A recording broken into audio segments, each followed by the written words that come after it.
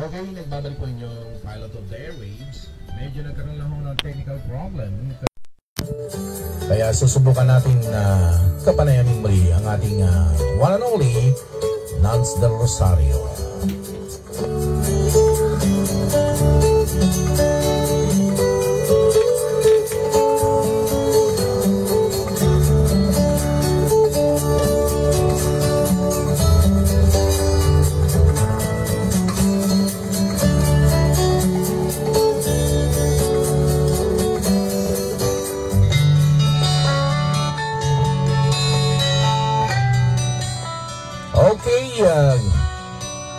Good afternoon po sa inyo lahat. Hindi na po tayo magpapaligoy-ligoy pa. Ipapakilala na natin ang ating one and only VIP, the singer-composer-songwriter, Mr. Nance Del Rosario. Kumusta na, Nance? Hello sir, magandang hapon po sa lahat. Sa 98.4 Love Radio. And yun po, okay lang po. I'm just at home. Trying to rest at I'm not sure kasi kung tomorrow may pasok na ba or wala pa eh. Kumusta naman ang weekend mo?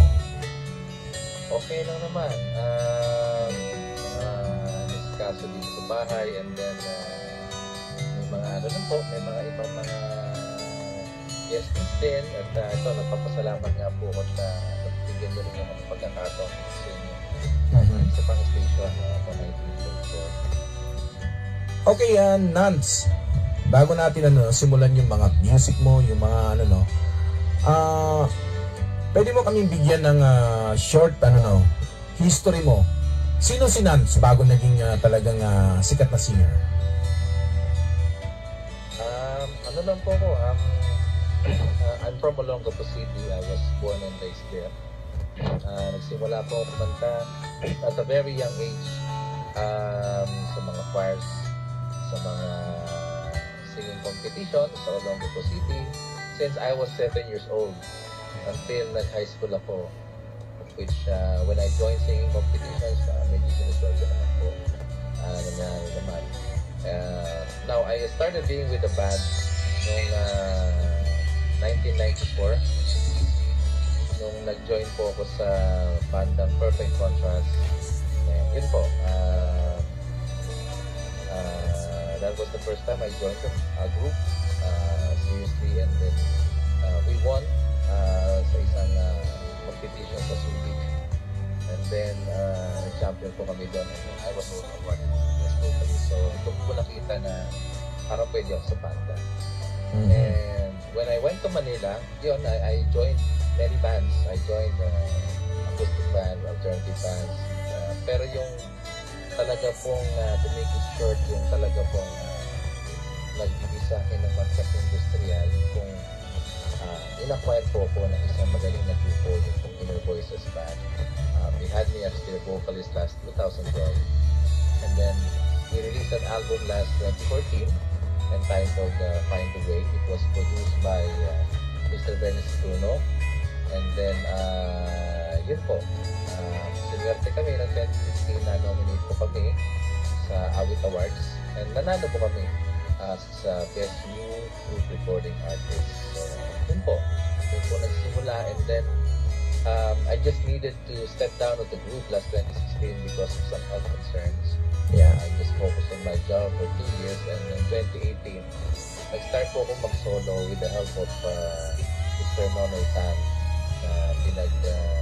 Ni-request niya ako na front act sa kanyang show. Siya po yung composer ng My Love Will See You Through and the leader of 70s Super Band. So doon po ako nagsimula. Na-play ko po yung mga original songs ko, and na-invite sa mga radio, na-invite to perform. And yun, ito naman po, ang dumating ng pandemic, medyo naging busy po ako to release original compositions and to guest on virtual dito sa mga radio stations and audio. So, yun po, dun po ang aking naging medyo activities na naman. Okay, Nance, ang tawag dito.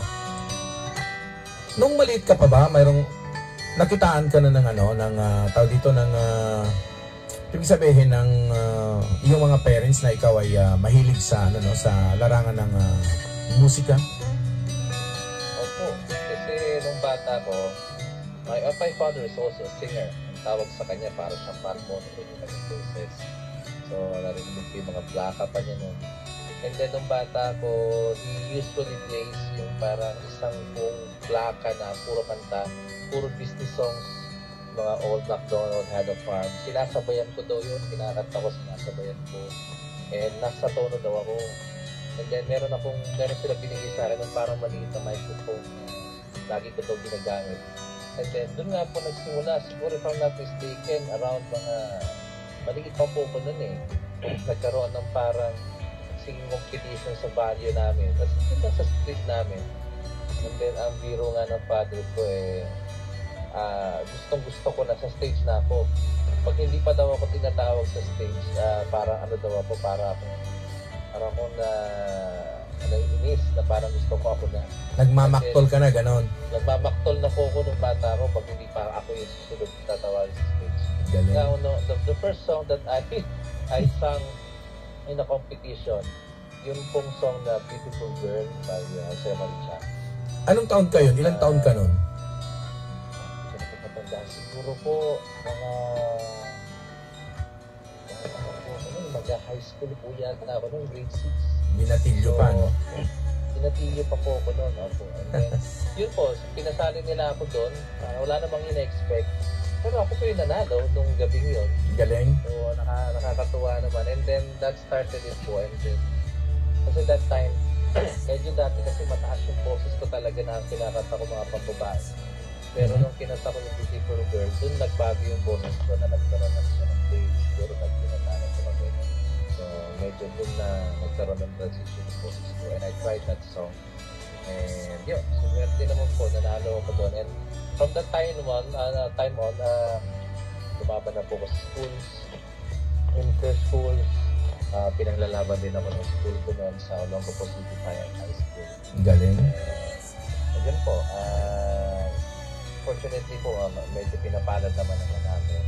And yun po ang pinaka-naging parang dala-dala ko as my confidence booster nung napunta na po kami. Okay, Nance, di ba, alam naman natin, Olongapo City, yan, di ba? It's City of Light, sabi nga nila. Parang Paris, France yan. Lahat, araw-araw dyan. Night and day, masaya. Naabutan mo pa siguro nung kapanahonan nung mga dito, US Naval Base. Opo. Hindi naman po ako nakakapunta pa ng mga bar noon, pero narinig. For example, Amo Band, at ang talaga yung mga time noon na si Arnel Pineda pamakanta sa banda. Pero ang talagang naging medyo influence ko noon with regards to band at local na taga-Olongapo. Alam ko po, taga-Olongapo sila, if I'm not mistaken, yung grupo na Rockstar, sila Paul Sapiera. Yeah. So, and nakakatuwa po dahil si Sir Benny Saturno din umakay sa kanilang career ng time na kapanahonan po nila. Kasi ako nung kapanahonan ko rin sa Olongapo ang kasikatan noon yung Friction Band at saka yung Brown Sugar, yung mga Soul Jugglers, yung mga ano ba? Oo. Yeah, taga-Olongapo din ako. Tumira ako sa Mabayuan at saka sa East Bahak, sa West Bahak-Bahak, sa Brill Street. Ako naman po sa Pag-asa. Sa Pag-asa, malapit kayo talaga sa Subic Naval Base. Yan. Nance, saan ka nag-aral? Elementary po sa St. Joseph Elementary School. Okay. Yeah. Pagdating ng high Christian school. Catholic school po. Oh, Catholic school. And then po pagdating ng high school naman po sa Olongapo City High School. Parang po siya. Siya po yung counterpart ng Philippine Science High School. So, okay. So, hindi ka talaga kumuha ng course ng ng yung ibig sabihin yung sa larangan ng musika talagang by passion? Hindi po actually, sometimes people ask me nga po kung nag-voice lesson ako. Tapos hindi naman po kung ano lang po yung nagagawa ko natural lang po siya sa akin. Mo nga naman talaga, talagang sabi nga nila gifted. Opo, pinagpapasalamat ko po yun sa Diyos. And, siguro, the best thing na ginagawa ko lang po is, iniingatan ko lang siya. As much as possible, may discipline sa muna. Hindi masyadong umiinom ng malalaki. I don't smoke as much as possible. I don't drink beer. Talaga pong talagang siguro if I would be drinking, occasional lang pag kailangan sa trabaho.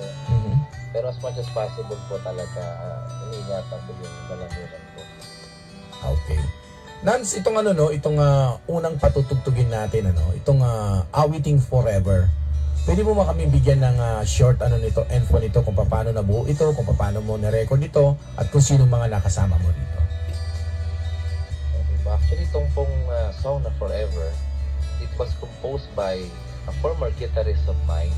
Yung po kasama ko sa Perfect Contrast Band na nag-champion nga po kami sa Olongapo po noong 1994. Out of 30 bands, kami po yung nag-emerge as champions that night. So, after nung pinakalaban namin, we had a moment together and pinarinig niya sa amin yung song na to. I really liked it. Sabi ko, sana balang araw magawa ko ng paraan na marinig siya ng maraming tao. Siyempre po, nangangarap pa lang kami nun. Wala pa namin kami alam sa po ng magiging future namin. And then, we parted ways kasi it's so long ago ako naman po nagkakaroon sa Manila sa BST. Medyo paminsan-minsan lang po yung pag-uusap, pagkikita, dahil hindi na po nakakaulit. Pero yung pagkakaibigan po namin na natin. And then, unfortunately, last year po, he suffered a stroke, which led him to be in coma. So I rushed to Olongapo City and I visited him sa ICU. And I told him, tulog siya nun. I don't know kung naririnig na niya. Pero I told him na I whispered into his ear na lumaban siya para sa mga namamahal sa kanya. Ako, bilang kaibigan niya, bigyan niya ako ng pagkakataon na matupad ko yung pangako ko. It's more than 20 years, hindi ko pa natutupad, pero I was looking forward to do it. And now, ito mga nakaraan I had a chance to release some original songs. Sabi ko, lumaban siya and bigyan niya ako ng chance na makailabas ko yung song. So yun nga po, after 2 months po yata, he woke up. And then, nasimulang kumalaw, bumuka yung mata. And then, in timing po na nailabas ko yung song niya. Kaya nung time po na medyo okay na siya after 9 months, eto na i-release ko na po yung song niya. I'm happy naman po natutuwa siya na finally after 27 years, I was able to release his song and marami na po nakarinig at marami na po naka-appreciate kasi maganda po yung song, especially yung lyrics niya. Actually, this discusses about a man continuing to love a woman even if that woman is already with someone else. Galing naman. Yun po, pang-martir po yung song. Ganon. So yun po talaga po. Okay, sino mga nakasama mo rito sa na recording mo na to? Yun po, it was composed by Melvin Collantes. It was arranged by Sir Ray Magcoto. Siya po yung isa sa mga members ng 70s Super Band. Kasama po ni Sir Nonoy Tan sa Wadap Band. He's a great arranger and composer. And ang naggawa naman po ng music video nito si Mr. Leslie Navarro. And then sa iTunes, Spotify na nalabas. Yung pinakagawa po ng artwork si Mr. Twinkle Boost. So sila po yung para po siya talagang collective effort, joint effort na group po kami na gumawa kapag sa ngayon po kasi lalo na pandemic, hindi ka talaga makapunta sa isang studio to do everything. So pinakiusap po talaga sa kanila lahat. And unfortunately naman po tinulungan nila. Okay, Nance, ito, hindi na natin patatagalin pa to. Paririnig na natin sa kanila yung recorded mo na Forever. Ladies and gentlemen, Mr. Nance Del Rosario, Forever. Here at 98.4 Love FM.